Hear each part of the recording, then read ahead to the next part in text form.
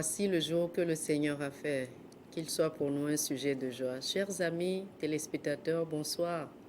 Bienvenue dans votre émission Le Train de la Rhapsodie. Merci Seigneur et merci pour vous d'être au rendez-vous. Je vous invite à faire cette prière avec moi avant de commencer. Seigneur, notre Dieu, nous te rendons grâce pour le don de cette journée. Tu as été avec nous, tu nous as bénis et conduits. Nous voici à ce rendez-vous de partage des réalités de ta parole. Nous recevons ta parole ce soir et nos vies sont changées au nom de Jésus. Amen. Chers amis, aujourd'hui l'émission de ce soir va couvrir la semaine du 3 au 9 juillet. Sans plus tarder, je voudrais commencer avec le premier numéro de ce soir qui est le vendredi 3 juillet. Le vendredi 3 juillet, le thème de notre rhapsodie était « Sa lumière dans votre cœur ». Alléluia. La lumière de Dieu est dans notre cœur. Notre écriture du jour était 2 Corinthiens chapitre 4, le verset 6 qui nous dit « Car Dieu qui a dit « La lumière brillera du sein des ténèbres » a fait briller la lumière dans nos cœurs pour faire resplendir la connaissance de la gloire de Dieu sur la face de Christ. Amen. Le pasteur Christ nous dit le vendredi 3 juillet que dans Habakkuk chapitre 2, le verset 14, la Bible dit « Car la terre sera remplie de la connaissance de la gloire de l'Éternel, comme le fond de la mer par les eaux qui le couvrent. » Oh, gloire à Dieu. Alléluia. Et notre écriture d'ouverture a dit, car Dieu qui a dit, la lumière brillera, du sein des ténèbres a fait briller la lumière dans nos cœurs. Sa lumière est dans votre cœur. Alléluia. Puis, elle continue pour dire pourquoi cette lumière est dans votre cœur. Quelle est la raison pour laquelle la lumière de Dieu est dans notre cœur? La raison, la voici. C'est pour faire resplendir la connaissance de la gloire de Dieu sur la face de Christ. Amen. La lumière de Dieu est en moi pour que je sois en mesure de démontrer la connaissance de la gloire de Dieu sur la face de Christ. Ce qui précède montre clairement comment la connaissance de la gloire de Dieu couvrira la terre. Cette connaissance vient du fait de connaître Jésus-Christ et elle nous est donnée au travers de nous qui avons reçu sa lumière. Cette connaissance est donnée au travers de ceux qui sont nés de nouveau, ceux qui sont nés de Dieu et ceux qui ont reçu la lumière de Dieu. Sa parole est la vraie lumière. Amen. Donc, quand il dit, car Dieu qui a dit, la lumière brillera du sein des ténèbres a fait briller la lumière dans nos cœurs, cela nous dit que nous portons maintenant en nous cette lumière de la parole de Dieu. Cela signifie que plus vous avez la connaissance de Dieu, plus votre lumière brille. Moins vous en avez de lui, ou moins vous en savez de lui, moins vous exudez sa lumière, moins vous démontrez sa lumière. Oh, alléluia, sa lumière est en nous. Le second jour de notre semaine de la Rhapsodie des réalités est le samedi. C'était le samedi 4 juillet. Le thème de la Rhapsodie était « Victoire sur les démons ». La victoire sur les démons. Notre écriture de ce jour-là était Éphésiens, le chapitre 6, le verset 12 qui nous dit « Car nous n'avons pas à lutter contre la chair et le sang, mais contre les dominations, contre les autorités, contre les princes de ce monde des ténèbres, contre les esprits méchants dans les lieux célestes. » Le pasteur Christ dit, il y a des gens qui aimeraient se convaincre que les démons ne sont pas réels, que les démons ne sont que le fruit de notre imagination. Mais ils ont tort. Les démons existent bel et bien.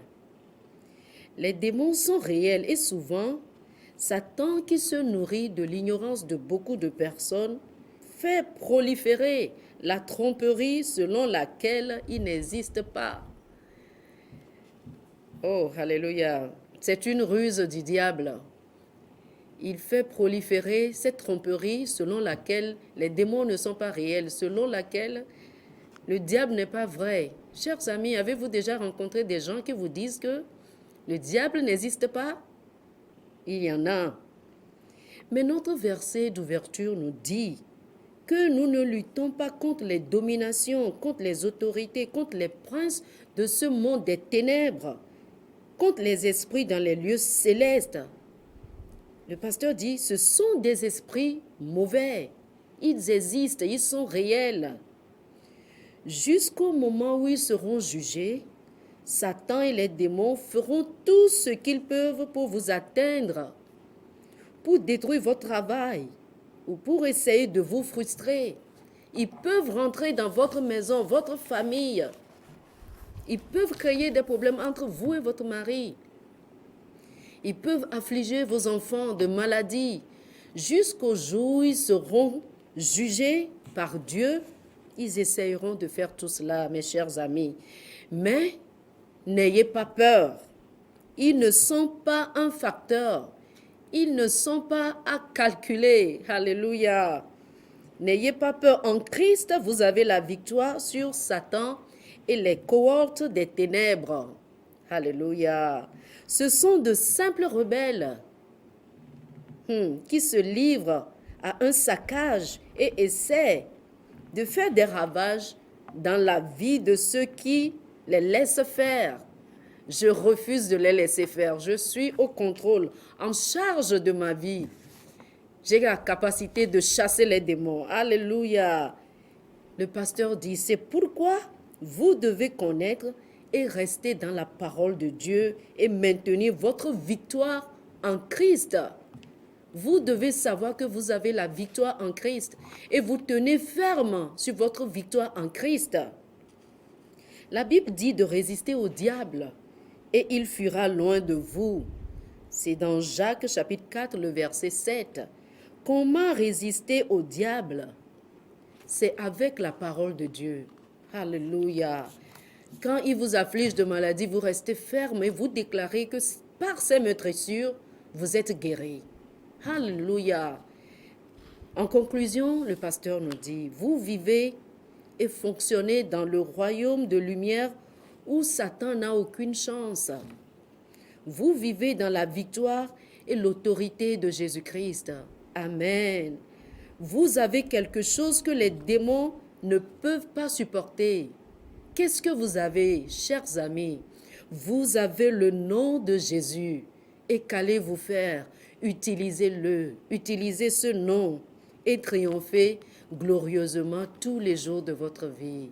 Amen. Oh, alléluia. Le jour qui a suivi, c'était le dimanche passé. Le dimanche 5 juillet, le thème de notre rhapsodie était « Réjouissez-vous aujourd'hui ». Réjouissez-vous aujourd'hui. Alléluia. Notre écriture du jour était 1 Thessaloniciens, le chapitre 5, le verset 16, que nous allons lire dans la nouvelle version internationale. Cette écriture nous dit « Soyez toujours joyeux ». Oh, j'aime cette écriture. Soyez toujours joyeux. Alléluia. Hier est passé et demain n'est pas encore arrivé. Mais aujourd'hui est à vous. Alléluia. Par conséquent, profitez du jour présent et soyez joyeux. Amen.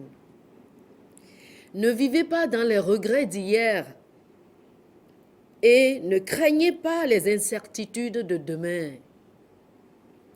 Les regrets d'hier et la peur du lendemain sont des ennemis du bonheur d'aujourd'hui. Dieu vous veut joyeux aujourd'hui. Dieu vous veut joyeux quand? Ce n'est pas les joies d'hier qu'il faut compter. N'attendez pas d'arriver à demain pour être joyeux, mais il vous veut joyeux aujourd'hui. Quelqu'un dira que notre Dieu est le Dieu d'aujourd'hui. Alléluia. Soyez joyeux aujourd'hui. Gloire à Dieu. Notre verset d'ouverture dit, soyez toujours joyeux. Cela ne peut pas être appliqué à hier, ni reporté à demain. C'est pour maintenant. Que quelqu'un vous traite bien ou pas, soyez toujours joyeux. Alléluia. Votre joie ne dépend de personne. J'ai réalisé, chers amis, que ma joie ne dépend de personne. Vous savez, il y a des gens qui attendent que leur époux ou leur épouse les rende joyeux. Cela n'existe pas. Votre joie dépend du Saint-Esprit, de vous-même. C'est un choix. Il dit, peu importe ce que vous pensiez pouvoir vous aider, peu importe que ces personnes vous aient tourné le dos, restez joyeux. Après tout, Dieu ne vous a jamais dit de mettre votre confiance dans les hommes. Qu'il y ait de l'argent ou non sur votre compte bancaire, soyez joyeux. Alléluia.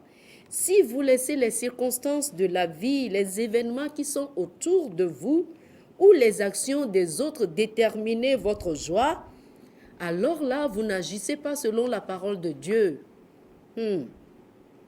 N'oubliez pas que la bénédiction est pour ceux qui font ou ceux qui agissent selon la parole de Dieu, comme nous le trouvons dans Jacques, chapitre 1, du verset 22 au verset 25.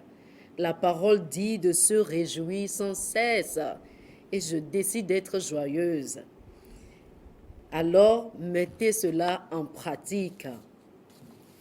Ce qui est important, ce ne sont pas les défis que vous rencontrez, mais votre réponse face à ces défis. Comment réagissez-vous face à cette situation? C'est ce qui importe dans la vie.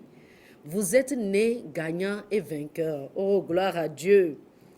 La Bible dit, dans toutes ces choses, nous sommes plus que vainqueurs. Alléluia. Oh, merci Seigneur. Le lundi, le 6 juillet, le thème de notre rhapsodie était Christ, le standard de la justice. Christ est le standard de la justice.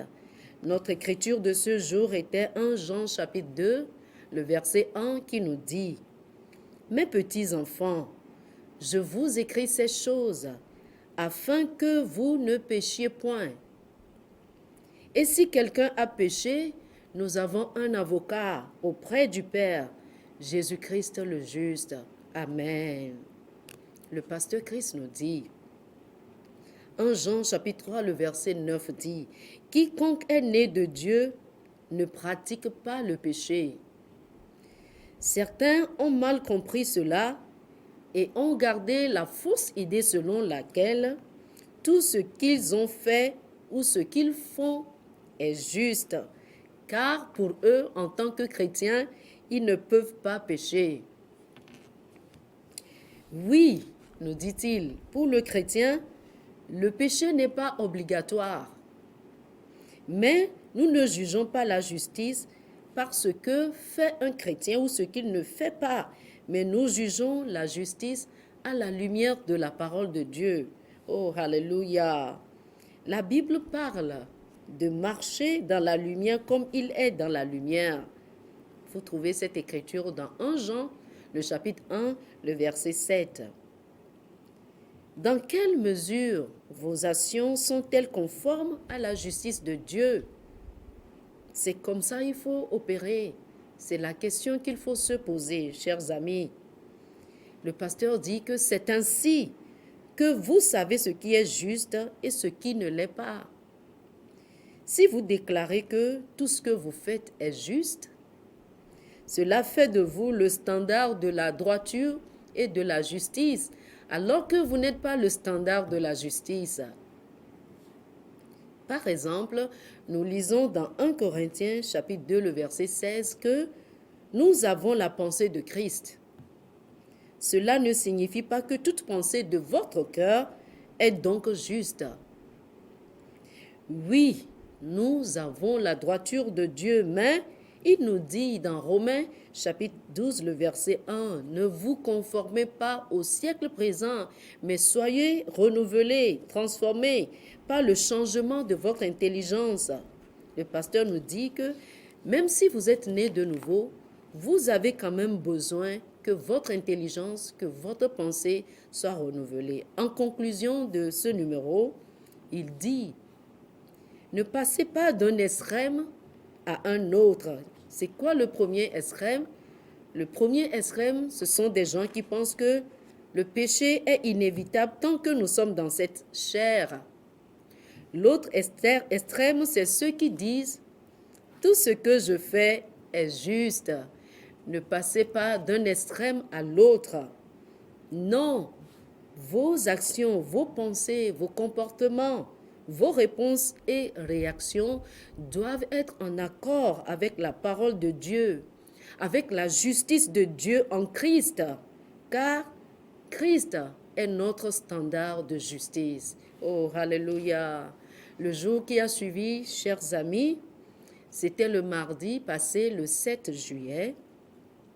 Le thème de notre rhapsodie était « Ne laissez aucune place à Satan ». Ne laissez aucune place à Satan. Notre écriture de ce jour était Jean chapitre 14, le verset 30 qui nous dit « Je ne parlerai plus guère avec vous, car le prince de ce monde vient. Il n'a rien en moi. » C'est Jésus qui parlait. Alléluia. Le pasteur Christ dit, les esprits démoniaques, s'ils avaient une chance ou une prise de pied, pourraient harceler, influencer et même tourmenter un chrétien. Mais ce n'est pas possible. Rappelez-vous, j'ai partagé avec vous ici un numéro qui nous demandait si un chrétien peut être possédé par le diable. Si c'était possible, ils allaient le faire, mais ce n'est pas possible. Ils peuvent juste vous harceler. L'apôtre Paul nous enjoint de ne laisser au diable aucune place, ni aucune prise de pied, ne lui donner aucune chance. C'est la version amplifiée de Éphésiens chapitre 4, le verset 27 qui nous dit cela. Prenez par exemple certains chrétiens qui vivent ce qui semble être un cauchemar, mais qui en fait est plus une expérience réelle qu'un rêve. Il y a des gens qui font des cauchemars. Ils se demandent si c'est juste un rêve.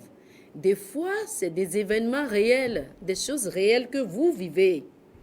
Il dit dans certains cas, il peut s'agir d'expériences avec des personnages bestiaux.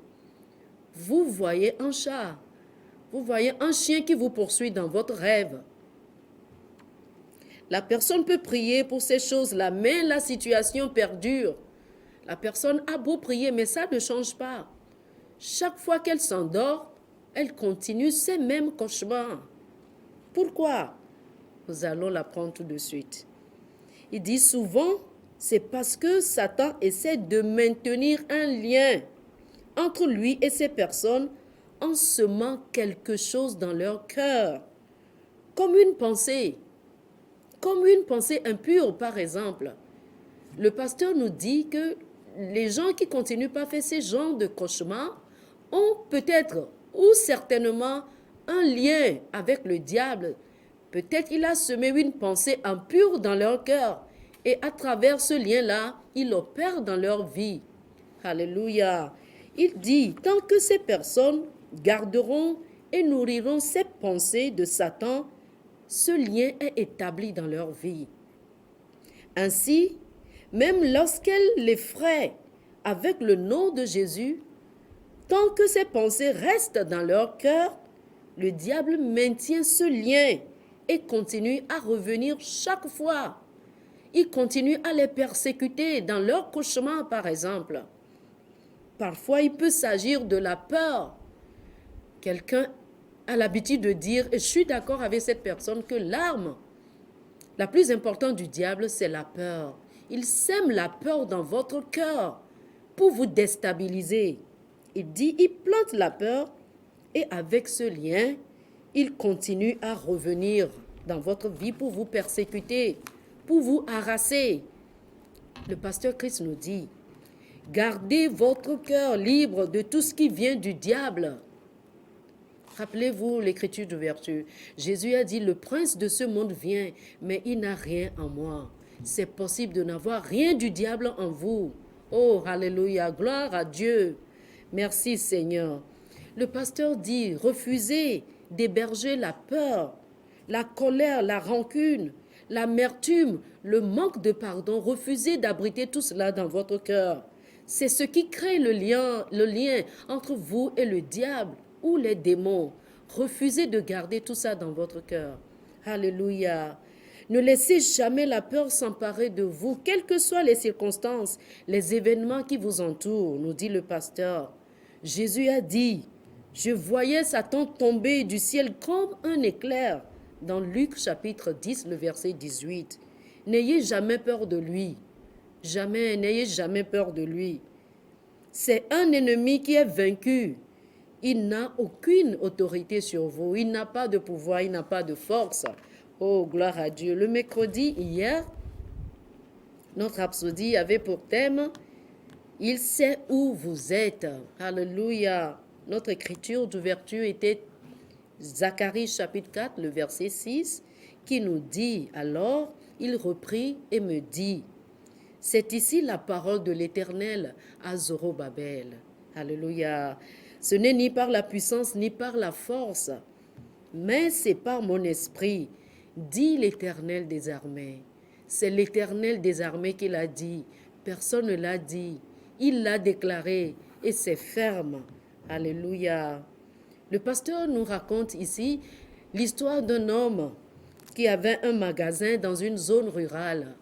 Il avait son magasin et d'autres personnes également avaient des magasins dans le coin. Un jour, il avait décidé de déménager parce que sa zone était rurale. Et Dieu lui a dit, ne bouge pas, reste là, continue ton activité. Et il a obéi à la voix de Dieu alors que tous ses amis avaient déménagé pour aller en ville. Le pasteur nous a fait comprendre que finalement, le gouvernement avait décidé d'améliorer la zone rurale et cette zone est devenue une grande ville. Et en ce moment, le magasin du monsieur était devenu également un magasin de référence parce qu'entre-temps, tout le monde allait faire ses activités et ses achats dans son magasin. Son magasin et ses affaires ont fleuri, ont grandi et maintenant, il a eu une chaîne de magasins. Entre-temps, ses amis sont revenus, mais c'était trop tard. Il avait déjà le monopole. Oh, gloire à Dieu, alléluia. Le pasteur Christ nous dit, peu importe où vous êtes, Dieu sait que vous êtes là et il canalisera sa grâce vers vous tant que vous restez dans sa parole. Alléluia. Notre verset d'ouverture dit que ce n'est ni par la force ni par la puissance. C'est par l'Esprit de l'Éternel des armées. Restez là où il vous dit de rester, nous dit le pasteur. Et c'est là où vous devez être. Ne changez pas d'emploi ou d'entreprise juste parce que vous pensez que le champ ou le pâturage est plus vert de l'autre côté. Écoutez ce que Dieu a à dire d'abord. Alléluia. Quel est l'avis de Dieu sur ce changement d'emploi? Est-ce qu'il est d'accord? Assurez-vous d'avoir la parole de Dieu d'abord. Soyez dirigés par le Saint-Esprit. C'est la voie de la vraie réussite et du progrès qui va de gloire en gloire. Oh, alléluia.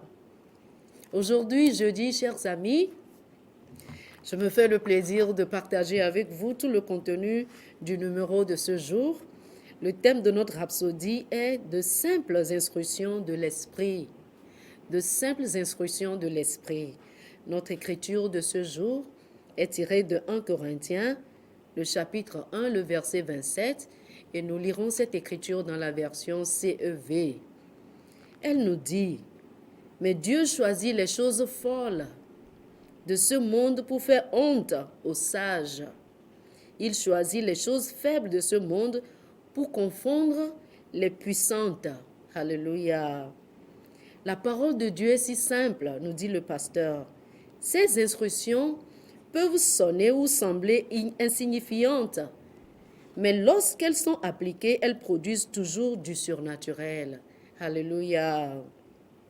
Imaginez qu'un jour de culte à l'église, le pasteur dise « Dites à 3 personnes, je suis béni et victorieux. » Vous vous diriez « Je n'ai pas à faire cela. Pourquoi ?»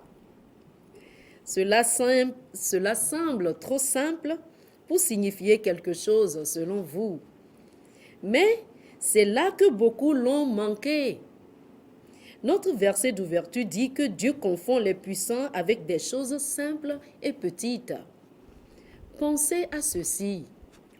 Quand Dieu a délivré les enfants d'Israël des mains de leurs oppresseurs, les Égyptiens, ils ne les avaient pas conduits sur la route qui avait le plus de sens.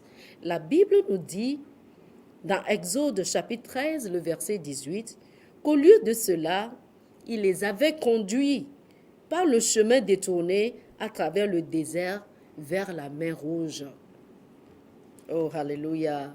Puis, ils étaient pris au piège entre la mer Rouge et une armée d'envahisseurs. Et là, Moïse a commencé à prier. Oh Dieu, aide-nous. Dieu intervient. C'était sa prière, chers amis. Mais Dieu l'avait interrompu et lui a dit, « Lève ta verge et tends ta main sur la mer et divise la mer. » C'est dans Exode chapitre 14, le verset 16. Considérez la simple instruction donnée à Moïse pour un problème d'une telle ampleur. Cela n'avait pas de bon sens, dirait quelqu'un. Oh, alléluia. Mais comment le fait d'étendre sa canne sur la mer pouvait-il faire une différence à un moment aussi critique? Mais ce fut le cas et Moïse a obéi à l'instruction de Dieu et la mer s'est séparée et les enfants d'Israël ont marché sur la terre ferme. Oh, alléluia, gloire à Dieu. Alléluia. Dieu est toujours ainsi aujourd'hui. Il ne change pas. Rappelez-vous, il est le même hier, aujourd'hui et éternellement. Il n'a pas changé. Il donne toujours des instructions simples. Voyez aussi l'exemple du maître. Il a dit à un homme au bras desséché, « Étends ta main. » Comment l'homme a-t-il pu tendre la main sèche qui était flétrie? Il aurait pu se plaindre, « Mais monsieur, ne voyez-vous pas que je suis paralysé ?» Il aurait pu dire cela, mais non, il avait obéi à l'instruction du maître. Il a plutôt agi selon cette instruction et la Bible nous dit que sa main devint saine comme l'autre. Oh, alléluia! Une instruction du Seigneur, nous dit le pasteur, aussi simple qu'elle puisse paraître, est à votre avantage. Lorsque vous êtes à l'église, par exemple, la conscience de la présence du Saint-Esprit est très importante. Lorsque des instructions vous sont données, soumettez-vous. Dieu cherche toujours des occasions pour bénir ses enfants et pour améliorer leur vie, pour que leur vie aille de gloire en gloire. Et beaucoup de ces bénédictions-là sont présentes, nous dit le pasteur. Ces bénédictions sont données, présentées dans de simples instructions du Saint-Esprit. Oh, alléluia! Dieu parle très simplement, chers amis. Prenons cette prière ensemble, je vous prie.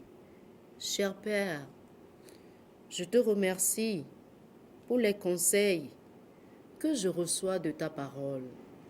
Mon cœur est attentif aux instructions de ta parole et du Saint-Esprit. Tes conseils me mettent à l'abri des circonstances et des défis de la vie pour me conduire sur le chemin de la victoire, du succès, du progrès, de l'excellence. Et je vais de gloire en gloire au nom de Jésus. Amen. Pour plus d'études sur le sujet, chers amis, vous pouvez lire Proverbes chapitre 4, le verset 13, Proverbes chapitre 8, le verset 10, 2 Timothée chapitre 3, du verset 16 au verset 17. Que Dieu vous bénisse. Si vous m'avez suivi, je vous prie. Si vous n'avez pas encore Jésus-Christ dans votre vie, de faire cette prière avec moi. Seigneur, viens dans ma vie. Prends le contrôle de ma vie. Je t'appartiens dorénavant. Je déclare que Jésus est Seigneur sur ma vie. Merci car tu m'as écouté. Amen. Jésus vous a écouté. Dieu vous a écouté. Si vous avez fait cette prière, si vous avez besoin de plus d'informations sur comment vivre cette nouvelle vie que vous avez, voilà, voici le document qu'il faut lire, le livre qu'il faut lire. Maintenant que vous êtes né de nouveau, appelez-nous, nous vous enverrons une copie de la Rhapsodie également. Appelez-nous, je peux vous l'envoyer. Que Dieu vous bénisse.